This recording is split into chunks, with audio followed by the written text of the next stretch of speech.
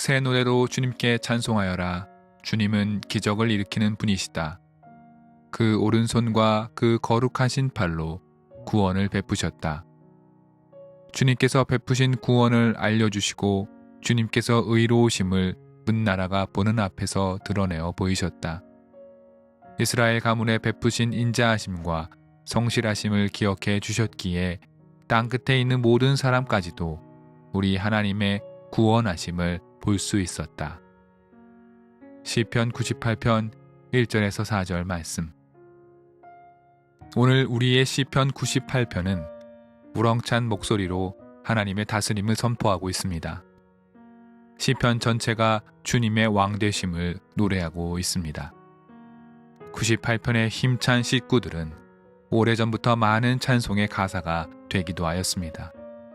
그만큼 하나님의 다스림이 잘 표현되어 있다는 뜻이기도 합니다. 시의 첫 구절에서 시인은 주님께서 기적을 일으키시는 분으로 묘사합니다. 기적은 무엇입니까? 현실에서 불가능한 사건이나 현상을 가리킵니다. 그러나 우리는 기적을 다소 협소하게 생각하는 경향이 있습니다. 일어날 수 없는 일이 초자연적 힘에 의해 강제적으로 일어나는 일을 가리켜 기적이라고 생각하곤 합니다. 물론 이와 같은 기적의 정의가 틀린 것은 아닙니다. 그러나 기적을 불가능한 일이 일어남으로만 생각한다면 자칫 기적을 강제 또는 억지로 생각하기 일쑤입니다. 현대인들이 기적을 논할 때 가장 먼저 떠올리는 바가 무엇입니까?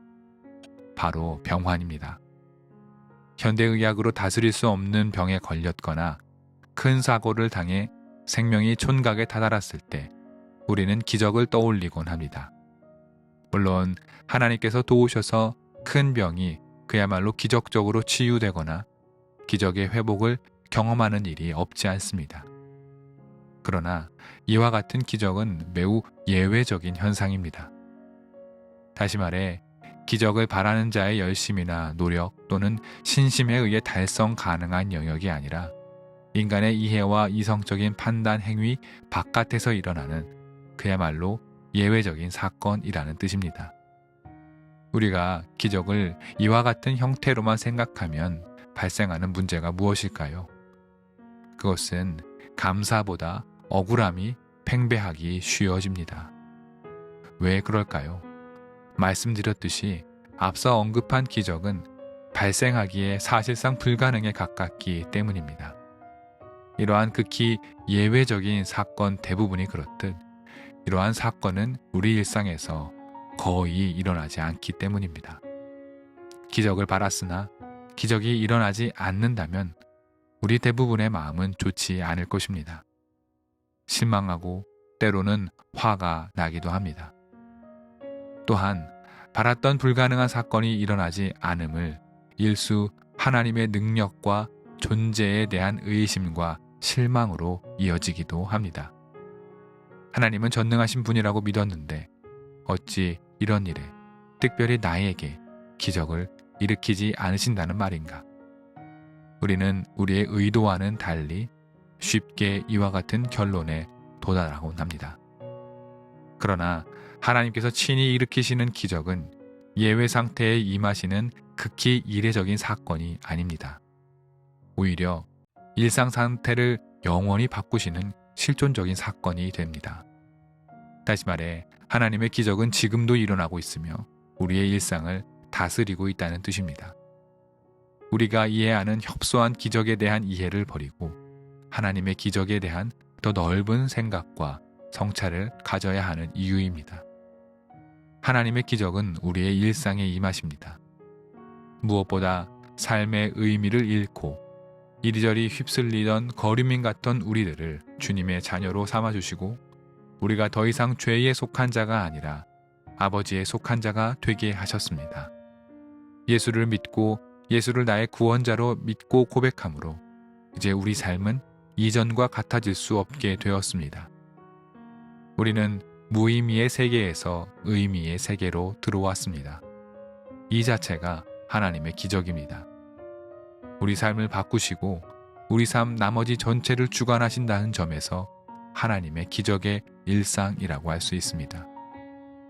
이 말씀이 단지 교리적 이해를 듣기 좋은 신앙적 언어로 풀어낸 설명 같으신지요? 그럴 수 있습니다. 그런데 다시 한번 생각해 보시기를 권해드립니다. 우리는 이제 그리스도의 사랑에 속한 자들입니다.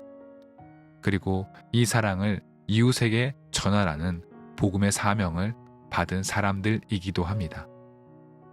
여러분들께서 이 사랑을 이웃에게 전할 때에 여러분과 이웃 사이에 작지만 따뜻한 사건들이 발생합니다.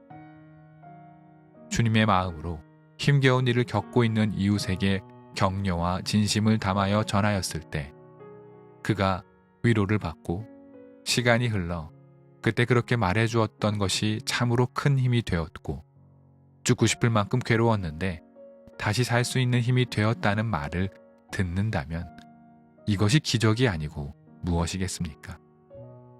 그가 육체적으로나 심적으로 죽고 싶은 마음을 접고 다시 살고 싶은 마음을 들게 한 이 위로의 말이 기적의 도구가 아니고 무엇이겠습니까? 하나님의 기적은 이와 같은 것입니다. 하나님의 기적은 예외적이고 신비하며 초자연적인 사건도 물론 있지만 더 많은 경우 우리의 일상을 바꾸고 일상 속의 작은 사랑의 기억과 승리의 기억을 만들어내는 힘이 바로 하나님의 기적인 것입니다. 또 한 가지 하나님의 기적이 있습니다. 이 기적은 불의한 세상을 바꿀 수 있는 그야말로 강력한 기적입니다. 하나님께서는 여러 당신의 예언자들을 통하여 이 기적을 일으키겠다고 선포했습니다. 이 기적은 하나님께서 공의로 세상을 다스리심입니다. 하나님의 의로운 통치가 이 세상을 뒤덮는다면 그보다 대단한 기적은 없을 것입니다. 세상은 불의와 부정으로 가득 차 있기 때문입니다. 더 많이 가진 자가 더 적게 가진 자를 업신여기고 많은 권력을 가진 자가 부정한 방법으로 권력을 지키려 하는 세상입니다. 비단 오늘날의 세계만을 의미하지 않습니다. 오래전 역사 속에 존재했던 다양한 제국들의 논리가 이와 다르지 않습니다. 힘의 논리로 세상을 통치하려 했던 시대는 언제나 공의를 파괴하고 약자들을 억압하는 시대였습니다. 하나님의 의로운 통치가 기적인 이유가 바로 이것입니다. 오늘 시편 기자도 마찬가지입니다. 2절과 3절을 보십시오. 온 세상이 하나님의 의로우심을 보게 된다고 말합니다. 하나님의 의로운 통치를 보이실 때 모든 사람이 하나님의 구원을 보게 된다고 말합니다. 그리고 의로운 통치를 찬양합니다. 비단 사람만 찬송하는 것이 아닙니다. 시인은 시적인 은유를 사용하여 온 땅이 하나님을 노래하고 아름다운 악기들이 노래하고 바다와 강, 산과 같은 자연도 하나님을 찬양한다고 말합니다. 바로 하나님의 의로우신 통치의 기적이 일어났기 때문입니다. 그리고 마지막 9절은 이와 같이 마무리됩니다. 주님께서 오신다. 그가 땅을 심판하러 오시니 주님 앞에 환호성을 울려라. 그가 정의로 세상을 심판하시며 뭇 백성을 공정하게 다스릴 것이다. 주님께서 오셔서 그 땅을 심판하실 것입니다. 그 땅이 가리키는 바가 무엇입니까? 불의와 죄악으로 뒤덮인 세상입니다. 온갖 권력이 자기 욕망을 채우기 위해 혈안이 되어버린 세상을 심판하시겠다는 말씀입니다. 이렇게 세상이 하나님의 의로운 기적을 보게 될 때 주님의 백성들은 환호성을 올리게 됩니다. 불의가 끝나고 의로운 통치가 시작되었기 때문입니다. 시인은 의로운 통치의 여러 가능한 표현 가운데 딱 한 가지 표현만을 시편 말미에 장식해 두었습니다. 바로 뭇 백성을 공정하게 다스리신다는 것입니다. 세상이 바라는 하나님의 의로운 통치를 한마디로 정의하면 바로 공정하게 다스림입니다.